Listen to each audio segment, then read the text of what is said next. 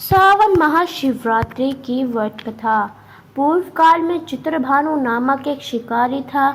जानवरों की हत्या करके वह अपने परिवार को पालता था। वह एक साहूकार का कर्जदार था, लेकिन उसका ऋण समय पर न चुका सका। क्रोधित होकर साहूकार ने शिकारी को शिव मठ के बंदी बना लिया। संयोग से उस दिन शिवरात्रि थी। शिकारी ध्यान मगन होकर शिव संबंधी धार्मिक बातें सुनाता रहा। चतुर्दशी को उसने शिवरात्रि व्रत की कथा भी सुनी। शाम होते ही साहूकार ने उसे अपने पास बुलाया और ऋण चुकाने के विषय में बात की। शिकारी अगले दिन सारा ऋण लौटा देने का वचन देकर बंधन से छूट गया। अपना दिनचर्या की भांति वह जंगल में शिकार के लिए निकला, लेकिन दिन भर बंदी गृह में रहने के कारण भूखा प्यासा से व्याकुल था। शिकार खोजता हुआ वह बहुत दूर निकल गया। जब अंधकार हो गया तो उसने विचार किया कि रात जंगल में ही बितानी पड़ेगी।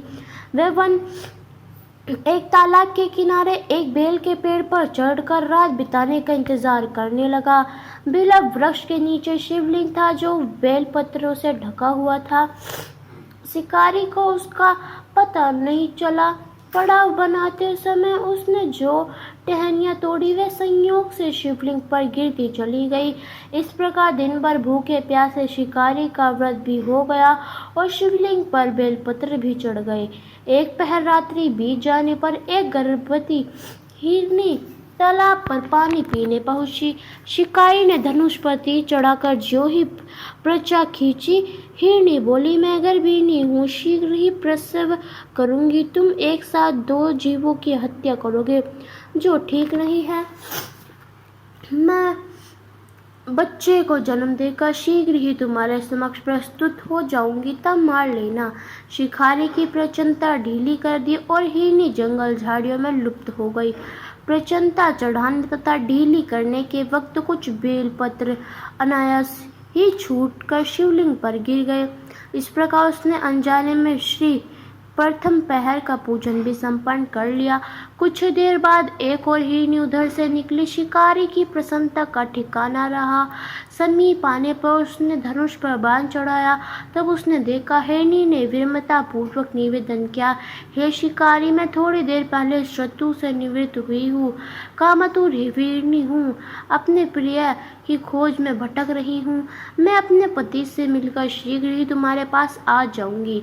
शिकारी ने उसे भी जाने दिया। 2 बार शिकारी को शिकार खोकर उसका माथा ठनका।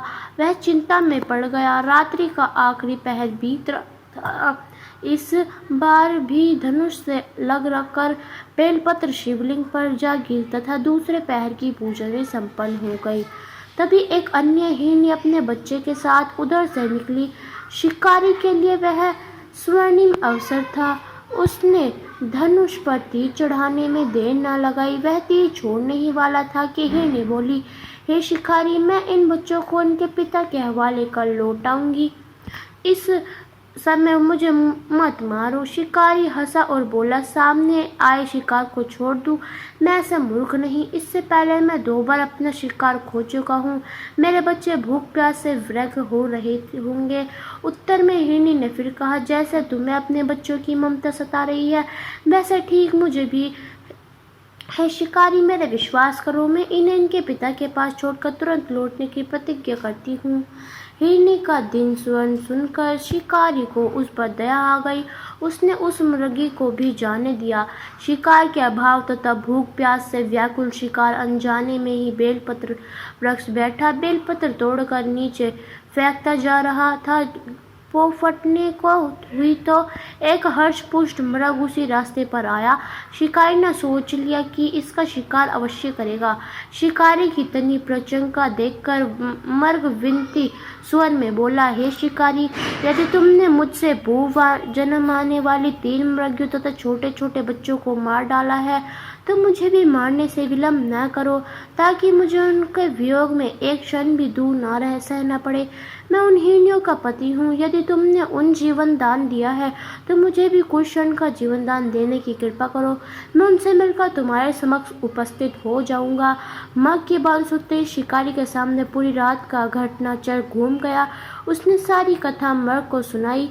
तब मर्ग ने कहा, मेरी तीनों पत्नियां जिस प्रकार प्रतिज्ञाबद्ध होकर गई है, मेरी मृत्यु से अपने धर्म का पालन नहीं कर पाएंगी।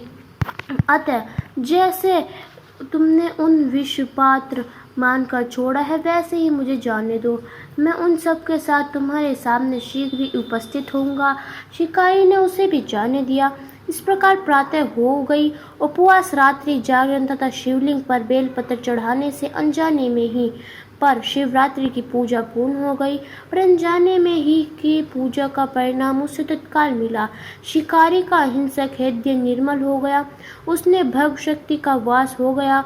थोड़ी ही देर बाद वह मर्ग सपरिवार शिकार के सम्मुख उपस्थित हो गए, ताकि वह उनका शिकार कर सके। किंतु जंगली पशुओं की ऐसी सत्यता, शक्तिवरता एवं सामूहिक प्रेम भावना देखकर शिकारी को बड़ी गलीन हुई। उसने मर्ग परिवार को जीवनदान दे दिया। अनजाने में शिवरात्रि के व्रत का पालन करने पर भी शिकारी को मोक्ष की प्राप्ति हुई। जब मृत्यु काल में यमदूत उसके जीव को ले जाने आए तो शिव गणों ने उन्हें वापस भेज दिया तथा शिकारी को शिवलोक ले गए।